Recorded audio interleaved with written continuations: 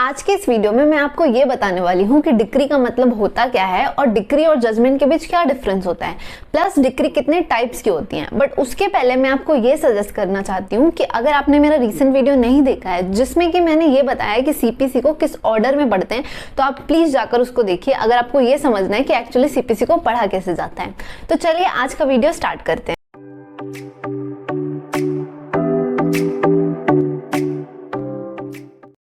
Hi, welcome to without prejudice. तो अगर हम सेक्शन 33 ऑफ सीपीसी को देखते हैं तो वहां पर जजमेंट और डिक्री के बारे में लिखा हुआ है, बट वहां पर डिक्री और जजमेंट को एक्सप्लेन नहीं किया गया है। सिर्फ ये बताया गया है कि जो जजमेंट होता है वो पहले कोर्ट पास करती है और उसके बाद डिक्री आती है, मतलब डिक्री जो है वो जजमेंट को फॉलो करती है।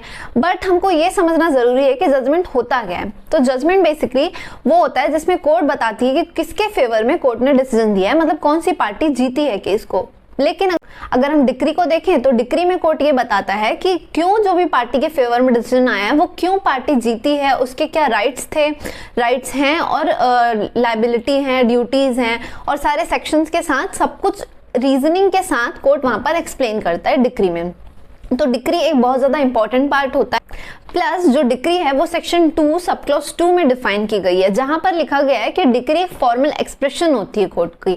तो ये समझना जरूरी है कि फॉर्मल एक्सप्रेशन यहाँ वर्ड जो है वो क्या एक्सप्लेन करता है। तो बेसिकली फॉर्मल एक्सप्रेशन वर्ड का ये मतलब होता है कि डिक्री जब भी कोर्ट पास करता है तो वो सारे जो प्रोसीजर होते हैं सीपीसी में, सारे जो प्रोसीजर दिए गए हैं, जैसे प्लेंट आना चाहिए, फिर रिटन स्टेटमेंट होना चाहिए, तो सारे प्रोसीजर को फॉलो करने के बाद ही डिक्री आनी चाहिए।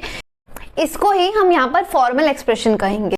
सो होप आपको डिक्री समझ आ गया हो कि डिक्री क्या होता है और डिक्री और जजमेंट के बीच क्या डिफरेंस होता है।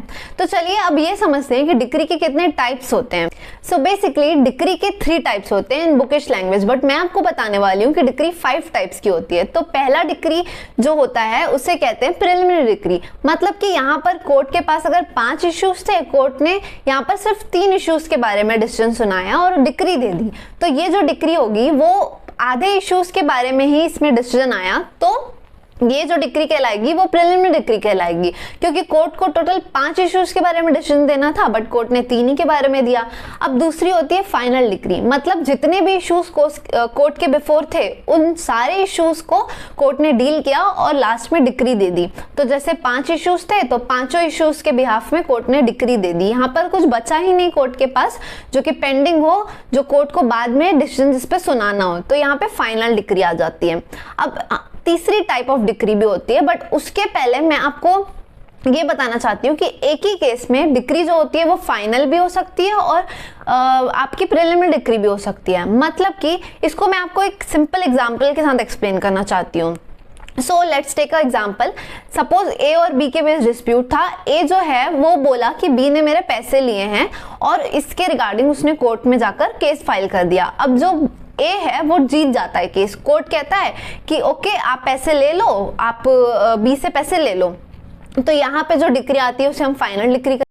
बट अगर सेम एग्जांपल में जो ए है वो मनी के जगह मीन प्रॉफिट का क्लेम करता और कहता कि बी जो है उसकी प्रॉपर्टी लेकर रखा हुआ है और बी के पास ए का रेंट भी है जो कि 4 लाख रुपीज है। अब यहाँ पर जो कोर्ट है वो कहता कि हाँ ए ने बी की प्रॉपर्टी को लेकर रखा है और उसे उसको वापस करना चाहिए, बट कोर्ट ये नहीं बताता कि उसको कितने कितना रेंट जो है वो ए को रिटर्न करना है, 4 लाख है या 2 लाख है, ये कोर्ट स्टेट नहीं करता है।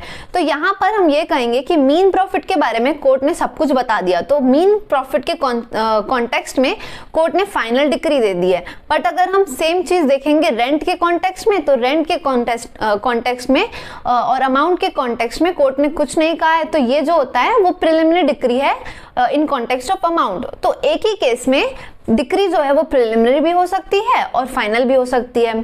सो होप ये कॉन्सेप्ट आपको अच्छे से समझ आ गया हो। तो अब ये जानते हैं कि थर्ड टाइप ऑफ डिक्री क्या होता है। तो third type of decree is known as deemed decree. Basically deemed decree मतलब होता है कंसिडर्ड डिक्री, मतलब यहाँ पे जो है कोर्ट डिसीजन तो सुना देती है, डिक्री तो दे देती है, बट उस डिक्री में कुछ ना कुछ फॉल्ट हो सकता है। मतलब कि मैंने आपको समझाया था जब डिक्री मैं आपको ये बता रही थी कि डिक्री क्या होती है, तब मैंने आपको ये समझाया था कि फॉर्मल एक्सप्रेशन होता है डिक्री, मतलब कि सारे जो सीपीसी के फॉर्मेलिटीज होते हैं, जो प्रोसीजर होता है वो सारे फॉलो होना चाहिए। बट ये जो डीम्ड डिक्री होती है उसमें ऐसा नहीं होता है। इसको मैं आपको एक एग्जाम्पल के हेल्प से बताना चाहती हूँ। जैसे कि अगर ए और बी 2 पार्टीज थे, ए ने सूट फाइल किया था अगेंस्ट बी। अब यहाँ पर बी क्लेम करता है, बी जो होता है वो डिफेंडेंट होता है और बी ये क्लेम करता है कि कोर्ट के पास जुरिसडिक्शन नहीं है, बट कोर्ट ये डिसीजन दे देता है कि मेरे पास जुरिसडिक्शन है। तो इस केस में जो डिक्री आएगी वो होगी डीम्ड डिक्री। तो चलिए अब जानते हैं कि फोर्थ टाइप ऑफ डिक्री क्या होता है। तो फोर्थ टाइप ऑफ डिक्री को हम कॉन्टिजेंट डिक्री कहते हैं। मतलब कि यहाँ पर कोर्ट डिक्री का तो डिक्री तो दे देता है, बट कोर्ट जो है उस डिक्री के बारे में कंफर्म नहीं होता है। मतलब कि वो डिक्री जो होती है बाद में डिफर भी हो सकती है, वो फाइनल डिक्री नहीं होती है। अब मैं आपको ये एक एग्जाम्पल के थ्रू एक्सप्लेन करना चाहती हूँ। सपोज करते हैं कि एक सब्सटेंशियल क्वेश्चन ऑफ लॉ था एक केस में जिसको कि डिसाइड करना था, बट वो जो केस था वो डिस्ट्रिक्ट कोर्ट के बिफोर था। अब डिस्ट्रिक्ट कोर्ट जो है वो सब्सटेंशियल क्वेश्चन ऑफ लॉ को नहीं डिसाइड कर सकती है, या तो वो हाई कोर्ट को ट्रांसफर करती है केस, या तो सुप्रीम कोर्ट को। अब इस केस में हाई कोर्ट को अगर सपोज करते हैं हम, डिस्ट्रिक्ट कोर्ट ने ट्रांसफर कर दिया केस जिसमें कि सब्सटेंशियल क्वेश्चन ऑफ लॉ को डिसाइड करना था। अब बहुत दिन बीत गए हैं और हाई कोर्ट जो है वो केस के बारे में कुछ डिसीजन नहीं दे रहा है। तो ऐसे कंडीशन में जो पार्टी का नेचुरल जस्टिस का राइट है वो ब्रीच हो सकता है।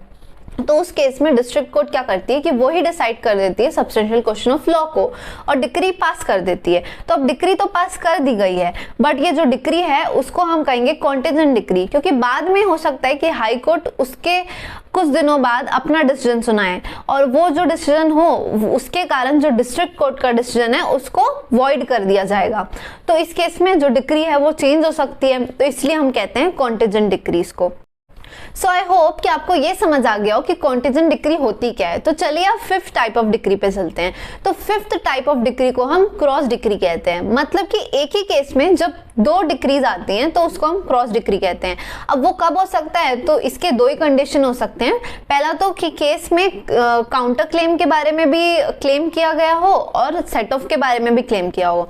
मतलब कि या तो आप काउंटर क्लेम के बारे में क्लेम किए हो एक ही केस में, या तो फिर सेट ऑफ के बारे में क्लेम किए हो।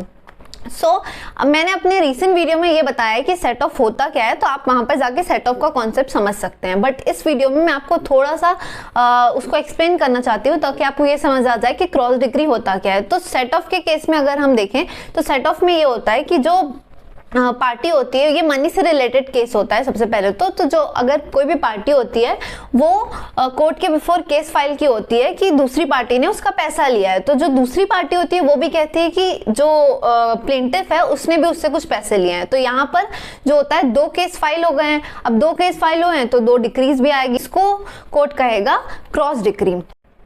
सो आई होप कि आपको ये बहुत अच्छे से समझ आ गया हो कि डिक्री क्या होती है और डिक्री और जजमेंट के बीच क्या डिफरेंस होता है, प्लस डिक्री के कितने टाइप्स होते हैं। So I would like to request you to subscribe my channel and like the video, क्योंकि मैं ऐसे ही लॉ के वीडियोस बनाते रहती हूँ अपने चैनल में। और अगर आपको लॉ सब्जेक्ट के कॉन्सेप्ट को क्लियर करना है तो आपको ये चैनल बहुत हेल्प कर सकता है।